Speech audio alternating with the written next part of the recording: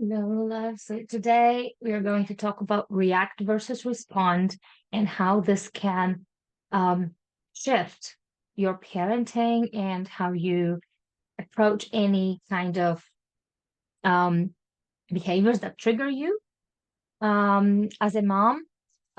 So we are used to, and this is something we get from childhood, from the conditioning, that we get certain patterns about how we should react in different situations, and they are based on certain patterns, certain habits that we developed, and um, although all those patterns are usually based on the need to survive, and that means they are based on fear. So when our children misbehave or do something like misbehave, quote, quote, or do something that we feel triggered about, um, this doesn't necessarily has to be a dangerous situation. Sometimes there are just things that we weren't allowed to do as kids. Sometimes there are just things that um, might be annoying, but not really dangerous.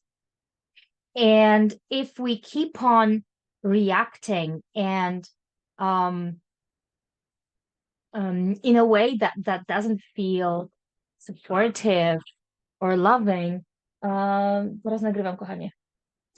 Nie chcę, dziękuję.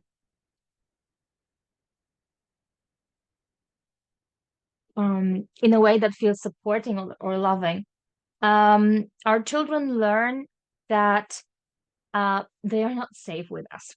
And this is the main thing we need to give them. This is that feeling of safety, of security, that they have the safe haven where they can safely experience everything that's going on in their bodies, their feelings, their emotions that are overflowing on many days.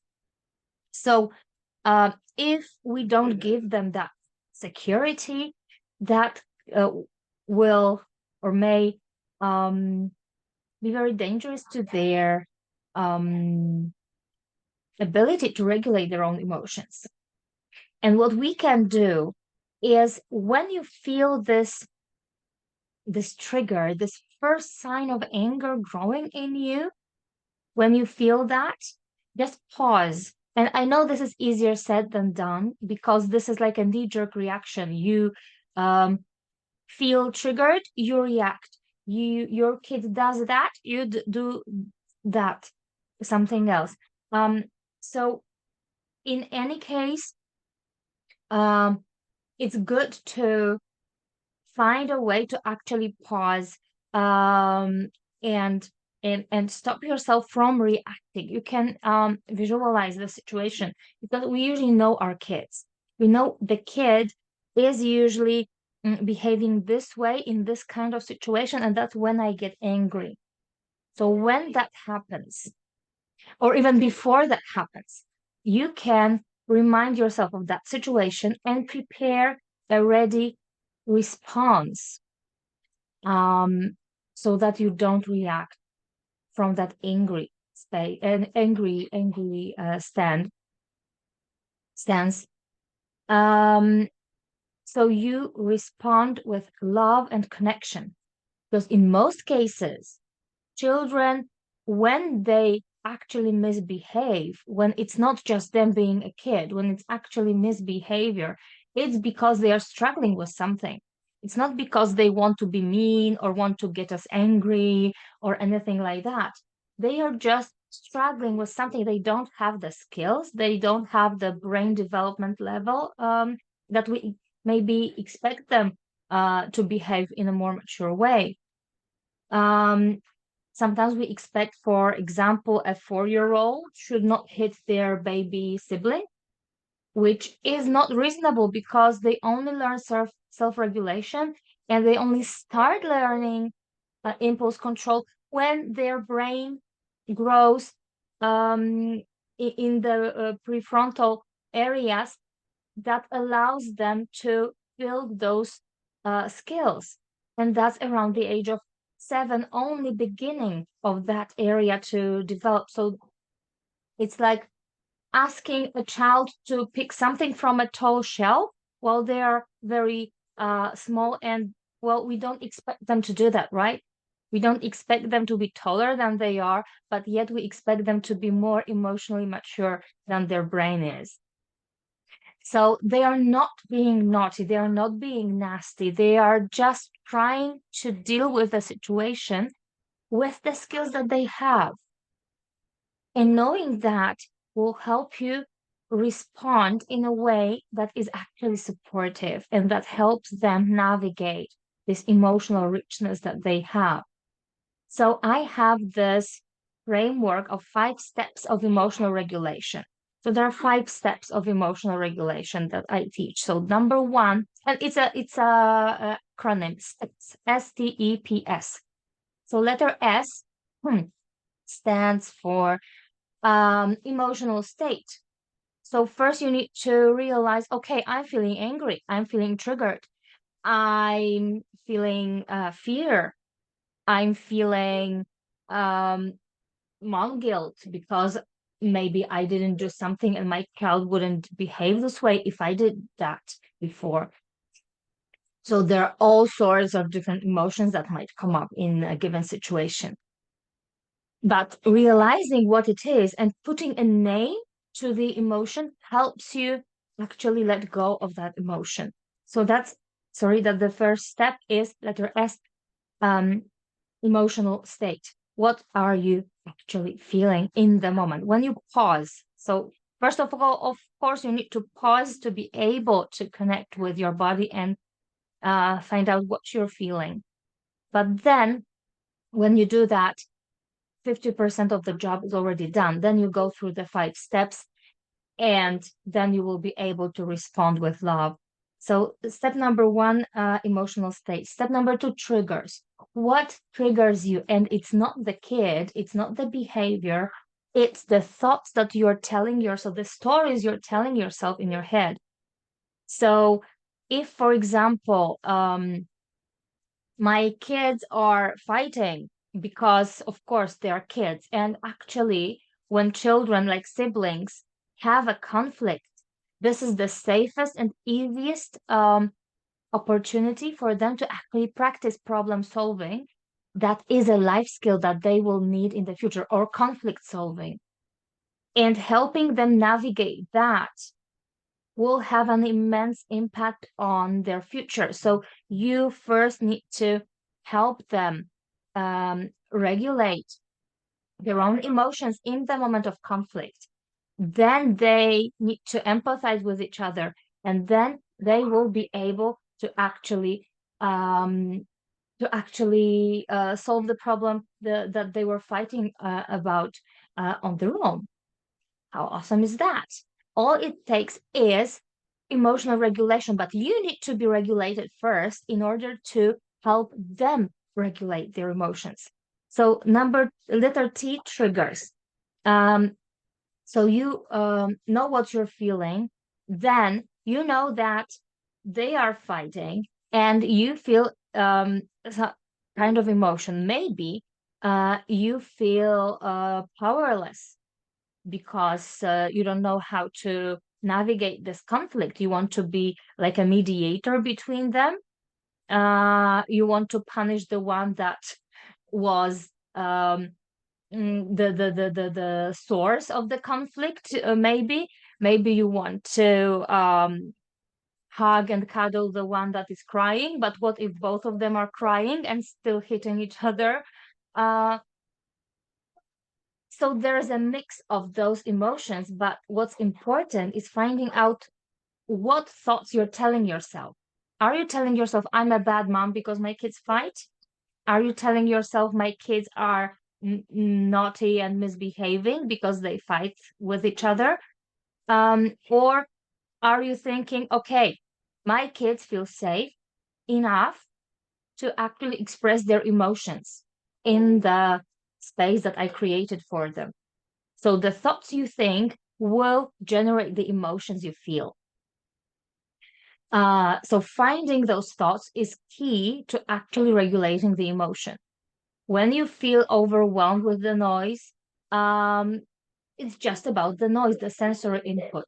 If you feel worried about your children's security, because well, the when kids fight, it usually isn't dangerous, but sometimes they might be pretty um unaware of the consequences of what might happen when they keep on fighting this way.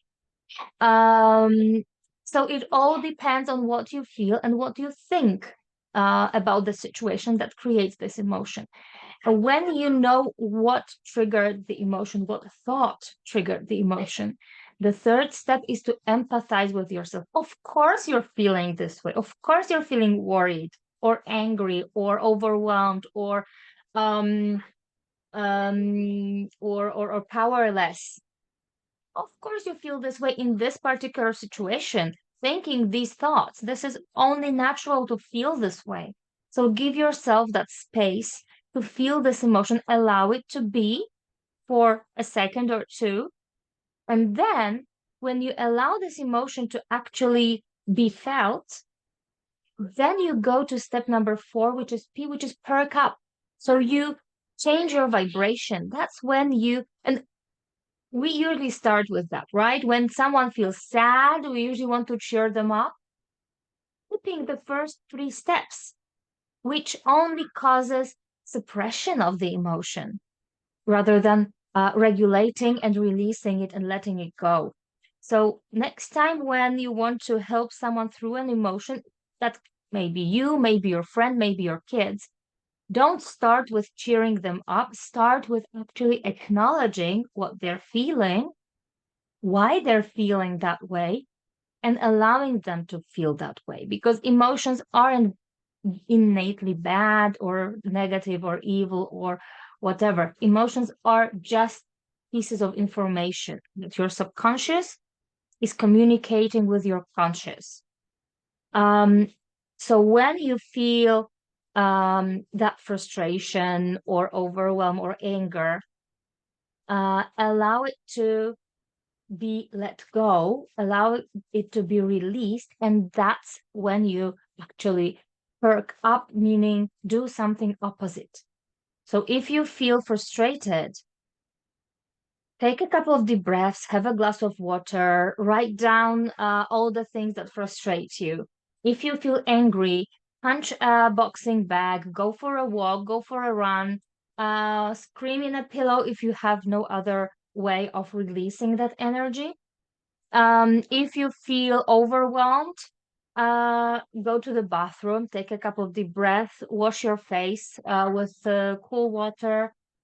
Um, if you feel, what have we talked about? If you feel worried, uh, write down what worries you.